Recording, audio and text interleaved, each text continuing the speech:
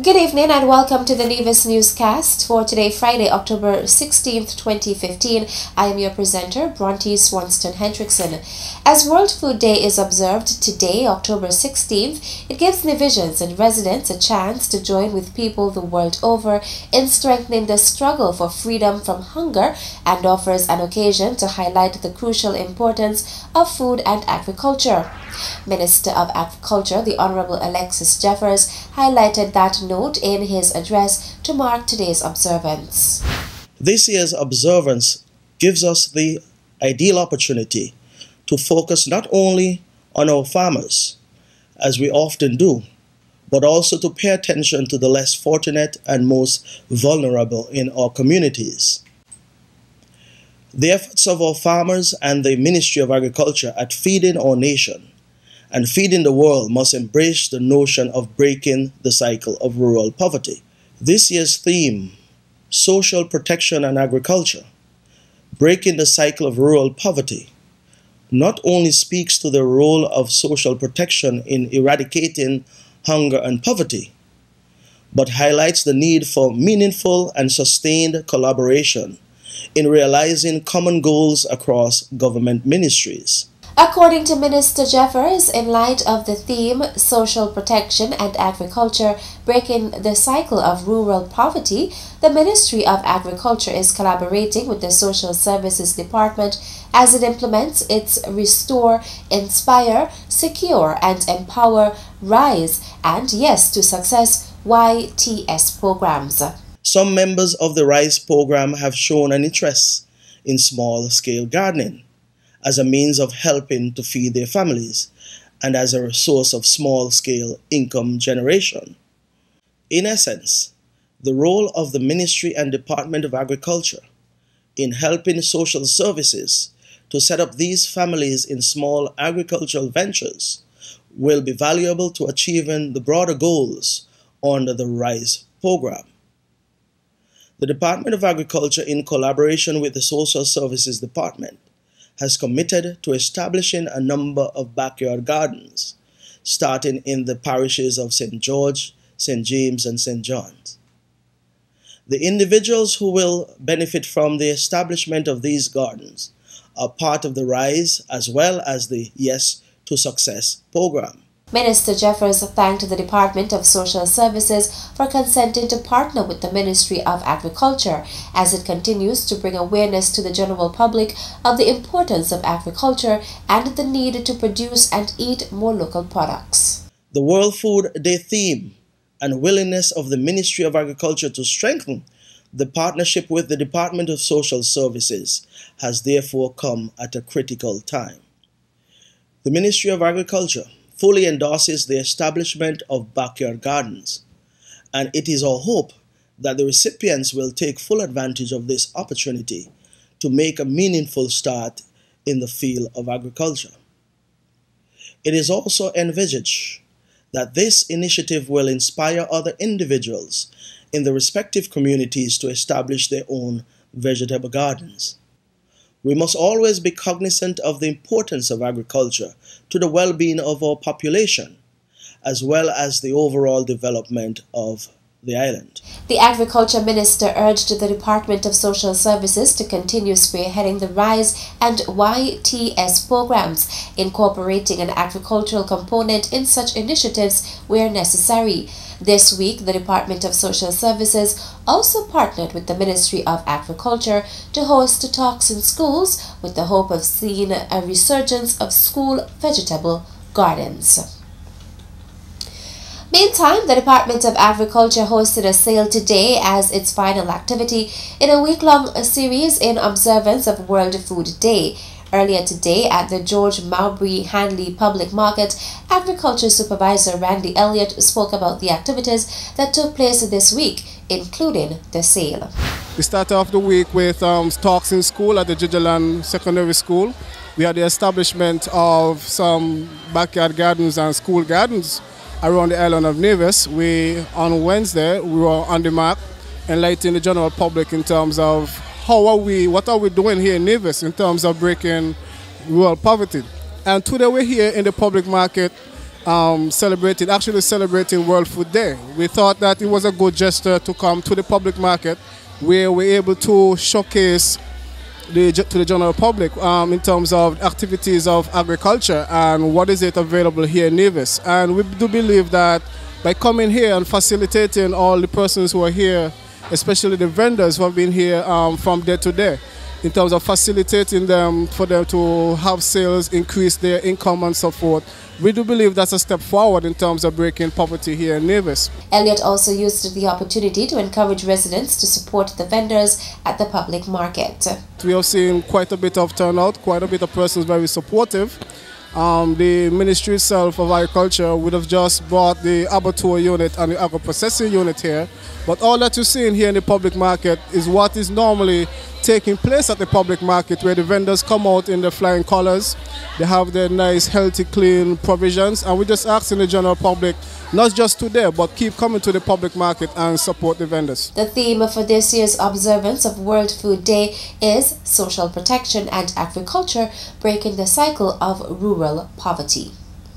In more local news, if the world and significant publications in the world really do think that Nevis is the most romantic island in all of the Caribbean, then it's only appropriate that us here on Nevis, through the Nevis Tourism Authority, actually begin to further tell the world about it, and not only to tell them, but to show the world, the travel professionals in the world, just how romantic Nevis is, so that we can get them here and turn them on to the romance of Nevis, so that we too can get our share of the romantic travel industry. Greg Phillip is the Chief Executive Officer of the Nevis Tourism Authority, NTA. He spoke to us today ahead of the NTA's hosting of its travel symposium of romance, slated from Monday 19th to Friday 23rd October. On Monday it begins with the actual arrivals. Most of the travel agents who are come in on Monday, and the opening ceremony for them begins on that evening at 7 o'clock at the Four Seasons. Then the following 2 days we have speaking sessions where we've brought in some significant people in the industry and a few from here locally who can really speak to them about selling a place like Nevis, selling a destination like Nevis for the purposes of romantic travel. So we're quite excited about that one. There's a few other things that we will also be doing, is making sure that they actually get to experience all of Nevis. They would have an opportunity to go to different sites on Nevis. Some of them we consider iconic places on Nevis where people can get married. We're also exposing them to all of the hotels on Nevis. We're exposing them to many of the restaurants on Nevis and activities that people typically do when they come to Nevis for romance. The symposium, according to Philip, is being held with the hope that as the travel professionals learn about Nevis, they will be more confident to sell the island as a romantic destination. There's actually a program, because once they've come here, one of the obligations that they have is that they must attend every single site visit. They must attend every single speaking event. They must attend the trade show. They must participate in the roundtable meetings with the local suppliers, and then after that, Nevis Tourism Authority will actually certify them as Nevis Romance Specialists. And once we've certified them as Nevis Romance Specialists, then we give them all that they need, our logo, etc., that they can also display on their websites to not only promote Nevis, but to promote themselves as people who specialize in selling romance on the island of Nevis, that they're fully equipped with all the knowledge that they need to actually sell Nevis as a romantic destination.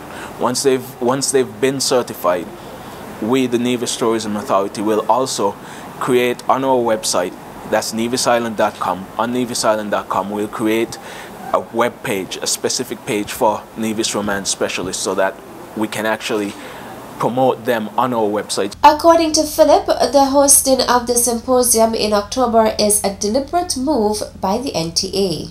We've really done this as a strategic move. We've done it strategically at this point in the year, because everybody complains, yes, it's slow.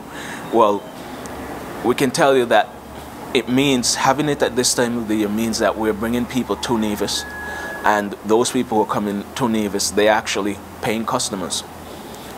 We have not subsidized the entire trip for them, so they're coming and they're paying for their hotel rooms. Of course, they'll be eating, etc. So it's actually a way, a combination, if you will, for us to help Nevis in the longer run, and also to help Nevis right now when we really do need people to come to Nevis and spend money on the island of Nevis. So it's something that we're truly looking forward to as a new initiative to really push Nevis when it comes to romantic travel. Philip says through the Travel Symposium of Romance, the NTA is building partnerships, and in light of this, the symposium will also include a trade show for local suppliers in the tourism industry. Still to come, the Department of Statistics within the Ministry of Finance will be conducting a labor force survey beginning the first week of November 2015, and it will run for a period of 6 months, ending 2016 April. The details after this break. Hey, you know it's your groovy soca monarch king, your boy Speedy, and I'm here with the Inland Revenue Department, and I love my side dish. And guess what? I also love Nevis too. And as a responsible taxpayer, your tax dollars help to build our nation. So I'm here to tell you, pay your taxes on time and be a responsible citizen. And don't get me wrong, it's a serious song. I pay my taxes. Boom!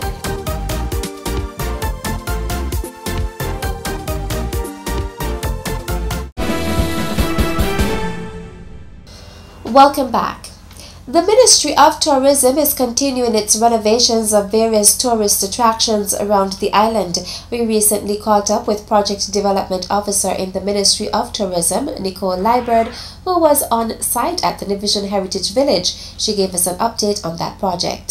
The essence of the Nivision Heritage Village is to highlight the Nivision social history through the evolution of our housing and community development. Here on site, we have a number of indigenous houses as well as one-room houses going up to the modern houses, all depictions of where we would have come from in our evolution. She also gave these details about the ongoing repairs. The Nevis Public Works Department is on site undertaking much needed repair works on the buildings here at the Nivision Heritage Village. We are still, of course, open to the public. We invite the members of the public and visitors alike to come along and visit us. However, please excuse our appearance while the work is being undertaken, and we're very excited to be welcoming you during the season to a totally renovated and rejuvenated site here at the Nivision Heritage Village. Among the work undertaken by the Public Works Department, this includes woodwork, including the rails, shutters, awnings of the buildings, as well as total repainting of the structures. And in late 2014, 2 of the indigenous Carib houses suffered damage during the passage of a tropical storm. So we will be using this time of repair to put new thatch onto those 2 houses. Liebert is encouraging persons to visit the site at Fothergill's estate. For the upcoming season, we're excited because work has continued. Our hard-working grounds crew has undertaken immense work on the grounds here at Fothergill's, and I'm excited to welcome everybody along to see a lot of the traditional plants that is indigenous to Nevis, but laid out in a really fun and unique way that takes you around almost 2 acres of land here at the Fothergill's estate. So please come along, visit both the gardens as well as the site. We have been very successful in the past season, welcoming a lot of visitors, groups, both from overseas and local groups. So we wish the public to know, yes, we're open for events. If you have a unique event, come and let us know and see how we can cater to your needs. Project Development Officer in the Ministry of Tourism, Nicole Liebert.